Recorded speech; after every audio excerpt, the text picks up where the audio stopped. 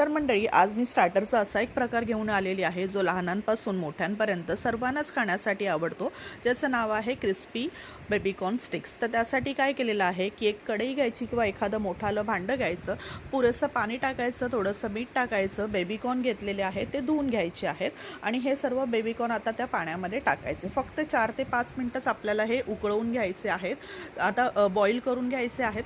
Next step आपल्याला काय करायची आहे की हे उकडत आहे तोपर्यंत आपल्याला एक बॅटर बनवून घ्यायचं आहे. एखादं भांडं घ्या, त्याच्यामध्ये 2 चमचे कॉर्नफ्लॉवर घ्यायचे, 2 चमचे तांदळाचं पीठ आणि 2 चमचे आपल्याला बेसन पीठ घ्यायचं आहे.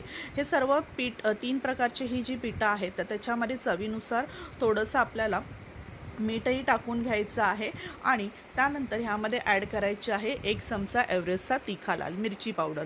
तुम्ही इथे चिली फ्लेक्स वापरलं तरीही चालेल. आता इथे थोडीशी माझ्याकडे शेजवान चटणी होती, ती ऑप्शनल आहे, तर इथे मी शेजवान चटणीचा वापरही केलेला आहे. पाणी टाकून आपल्याला एक जाडसर अशी याची पेस्ट बनवून घ्यायची आहे. आता बेबीकॉर्न चांगले 4-5 मिनटं मी उकळवून घेतले होते, आता ते मी काढलेले आहेत बाहेर. एक अशी स्टिक घेतलेली आहे, तर त्याच्यामध्ये आपल्याला हे स्टिक सर्व घुसवून घेतलेली आहे आणि हे जे सर्व आपण बॅटर रेडी केलेलं आहे तर ते बॅटर आपल्याला काय करायचं आहे की बेबीकॉर्नवरती सर्वत्र लावून घ्यायचं आहे. आता हे बेबीकॉर्नवरती लावलेलं बॅटर आहे तर मी ते मक्याचे फ्लेक्स एकदम बारीक असे कुटून घेतले होते खलबत्त्यामध्ये. ह्याच्या बदली तुम्ही ब्रेड क्रम्स पण घेऊ शकता किंवा बारीक शेवया पण घेऊ शकता. आता हे जे कोटिंग केलेलं आहे मक्याचे क्रम्स, तर हे आपल्याला काय करायचं आहे की हे बेबीकॉर्न सर्व आता गरम गरम तेलामध्ये फ्राय करून घ्यायचे आहेत.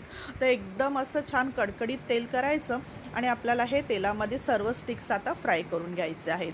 हे स्टिक्स जर तुम्ही नाही लावलेत तरीही चालेल, फक्त हे कसं दिसण्यासाठी खूप छान असं दिसतं त्यासाठी मी फक्त थोड्याशा इथे बेबीकॉर्नला हे स्टिक्स लावून घेतले होते. बाकीचे तर मी विदाऊट स्टिक्सच मी तळून घेतलेले आहेत. तर बघा, असे आपल्याला क्रिस्पी बेबीकॉर्न स्टिक्स रेडी झालेले आहेत. तर तुम्हीही बनवा, झटपट तयार होतात, खाण्यासाठी तर अतिशय कुरकुरीत आणि उत्तम अशी टेस्टला लागतात.